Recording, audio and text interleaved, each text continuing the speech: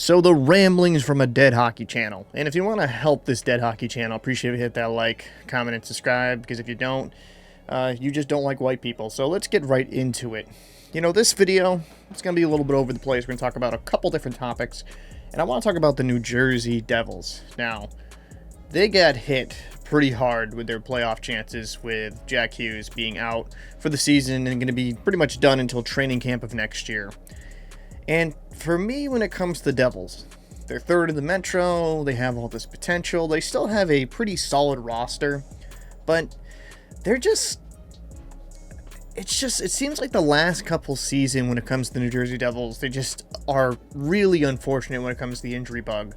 And Siegenthaler is out until the playoffs most likely, so they're going to shut him down, make sure he's good to go. Last year, they had so many injuries, like a plethora of many different injuries from significant players. It does make me a little bit concerned for the future of this Devils squad. They have a bunch of talent, bunch of potential. Can't argue that. But this is back-to-back seasons where the injury bug has kind of crept up on them. And, listen, they're a playoff team, but nobody's looking at the Devils as a true Stanley Cup contender, right? They'll be lucky to get out of the first round. Again, that is not to knock them. They'll most likely be playing against the Carolina Hurricanes, who kind of have their own issues when it comes to their playoff performance. Like maybe they'll win a round or maybe two if a dream hits them. But when it comes to the Devils, they're just so underwhelming. And I liked the addition of Markstrom in the offseason. I mean, he's been okay. I think Jake Allen has been steady in the backup role. I'll give him that. But they're a good team, but they're not a great team. And considering with all the talent they have on that squad, I just expect more from that roster. And maybe that's unfair for me to do that, considering all the injuries they've had. But it does make me concerned. I mean, is this just going to be a constant theme with them? Do they just have players that have the inability to stay healthy? No fault of their own, but maybe they're just genetically aren't built for that full 82-game season grind. And Jack Hughes, he's a fantastic player, but he is a lighter, smaller player. And due to that, I think he's going to be more prone to these type of injuries. I'm hoping he comes back and kills it next season. But without him, with his offensive talent and how dynamic he is for the Devils, while they have Nico, and that's great, I just don't think they're going to be getting out of the first round against the Carolina Hurricanes, who, again, in my own personal opinion, have their own issues and why I really struggle to kind of view them as a Stanley Cup type contender. Mind you, everyone makes the playoffs and all bets are off. You never know. Team can get hot. I mean, we've seen 8 seeds, 7 seeds, teams that have been wild cards kind of go on some good runs, and that could possibly happen. But sitting right now looking at it, the Metro overall, besides the Capitals, is a little bit underwhelming. And kind of switching gears here, another thing I want to talk about is, I think, the David Pastrnak slander. Now, I made a video, and I kind of talked about not overpaying for Morgan Geekie, and this video did directly stem from a comment I saw that David Pastrnak is not that great, and I only feel like he is that because he is a Boston Bruin. And listen, I can understand when you don't watch a player night in, night out, that you're going to have maybe some type of perspective on him. But to me, with David Pastrnak, while I won't say he's of the same echelon of like a McKinnon, McDavid, or Draisaitl, but he's the tier right below that. And he's had 3 seasons of 100 points. I can't say he's not a superstar in his own right. He has a great goal-scoring ability.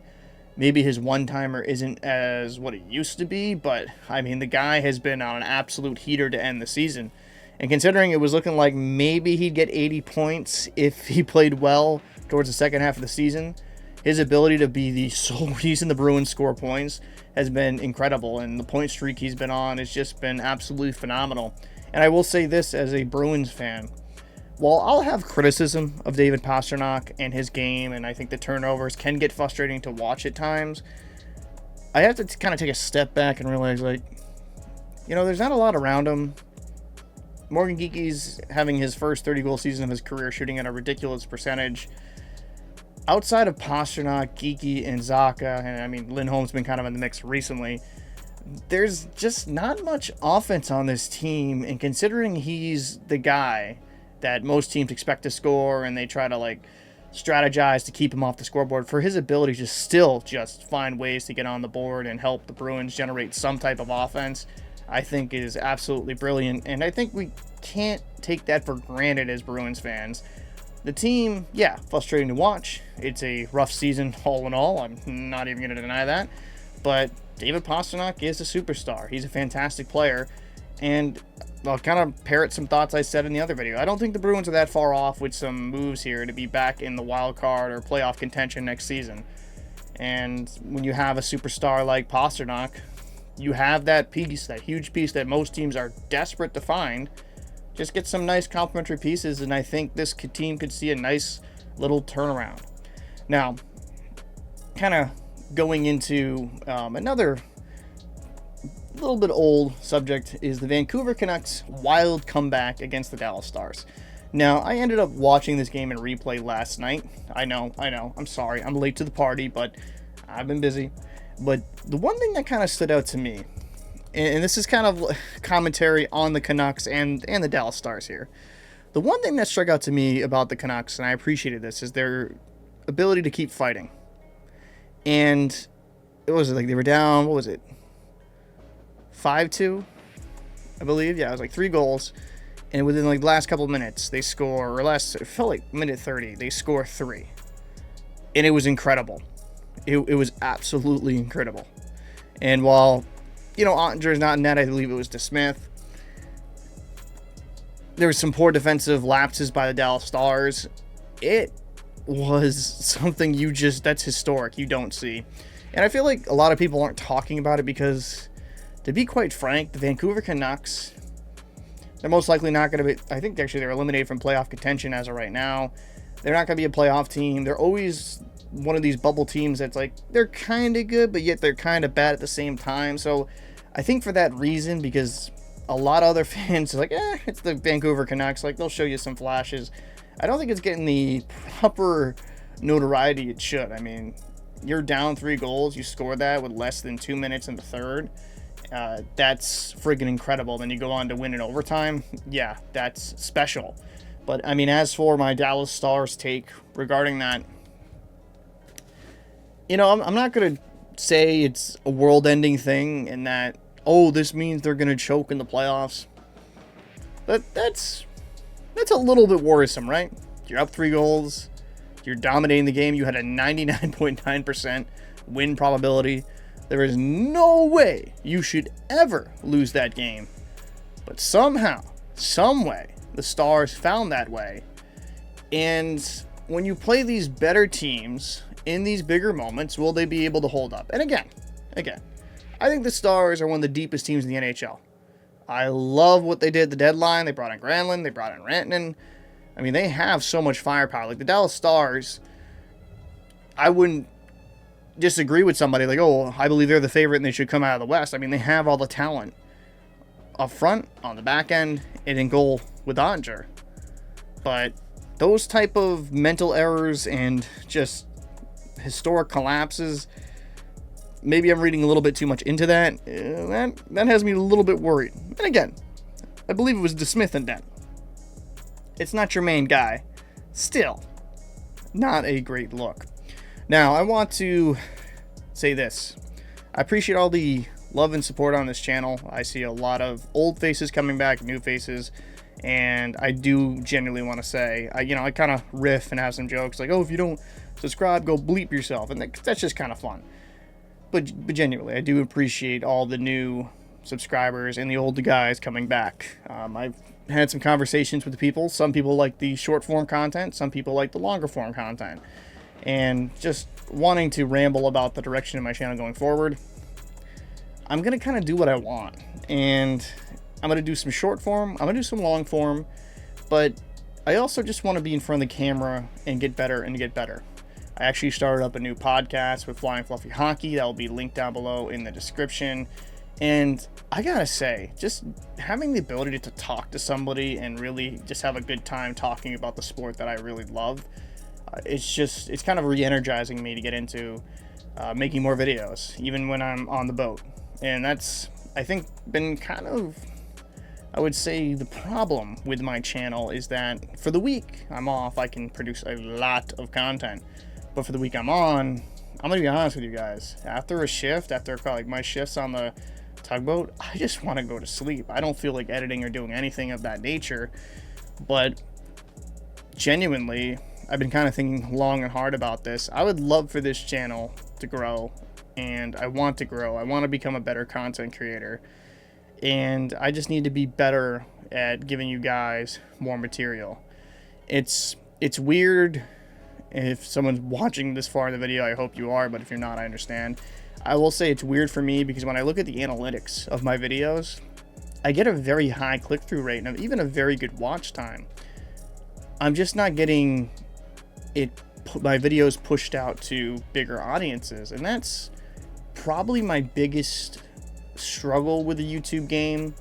I know some people will pay to kind of get their videos pushed in the algorithm. I'm not going to do that. I'd kind of rather have organic, because, like, listen, if you have 1,000 people watching your videos, which I can get, or 100 people watching your videos, I mean, that's still 100 people, still 1,000 people. I mean, that's incredible. And while I'm not going to sit here and lie, like, there's some points I look at other videos, I'm like, man, I kind of wish I could get that reach and get that, you know, push, right? But I kind of have to sit back and just appreciate for the people that do click on the video and not seem ungrateful for it. And it's a mindset change. I think I'm in a better headspace, like a lot better headspace than I was even a month ago. You know, it's been a trying little bit for me, I'm not gonna lie, and I feel like I'm starting to see the light at the end of the tunnel. Maybe not with the views necessarily, but just with the joy of talking about hockey and making these videos. I mean, it's starting to be fun again, and I think that's kind of the most important thing for me. So I'd like to make more videos like this, a little less editing, a little bit more talking, kind of hockey guy-ish, even though I don't have a whiteboard. I mean, I could make a whiteboard, right? I could figure something out, right? But I also don't want to copy his motif. Plus, let's be honest, Hockey Guy's a fantastic hockey content creator. I'd feel weird about that. But, like, I want to have more in person, just raw, genuine conversations like this. This might not get a lot. This might not even get 50 views, but it's just kind of fun to make, and it allows me to make more content. I'll probably actually make a shorter, like, clips version of the Vancouver Dallas collapse, and because I just think that will be really fun. But genuinely, guys, I really appreciate your support throughout the years, and I'm hoping to keep building this for more years to come. And, you know, who knows, maybe someday, maybe I could make this part-time job. We'll see. That'd be pretty friggin' awesome, if I'm being honest with you. But before I get out of here, I'm also going to be making more content for the members and the Patreon. I got to be better about that. A lot of that is just, again, my work schedule, that when I get on the boat, it's hard for me to make content. But I'm being a little bit more disciplined. I have some things planned. And I also am going to be making some career videos in this off season, and really kind of having probably a little bit more fleshed out conversations on the puck blockers with Jaws. I think there's more I can do to be more efficient and better at what I'm doing right now. I think I can hit another gear, and the Puck Blockers podcast has kind of re-energized me in a way. And I have to say this genuinely. Jaws from Flying Fluffy Hockey is like one of the most nicest dudes you'll ever meet. Most genuine human beings I've ever met on the internet. And I'll say this from, like, again, this is a ramble video, so I apologize, but I'll say this genuinely. He is such a nice guy, and you can talk to him about anything, and, you know, he'll hear me vent, I'll hear him vent, and he's just a very solid, great human being that I really want to see his channel grow too. You know, I actually wouldn't care if his channel blew up and mine stayed what it was. Like, I love seeing just nice guys like that really succeed, because I genuinely mean it. Like, I've had conversations with Jaws on the phone, and, you know, you take a step back, and it's not like you're just talking with another hockey creator, you're talking with another like good dude that you could consider a friend, you know what I mean, or consider a friend, I should say. And it's one of the reasons why I really wanted to do that project with him and doing that project with him, because I think he's entertaining. I think he is extremely hardworking, and just overall, if I'm gonna be blunt,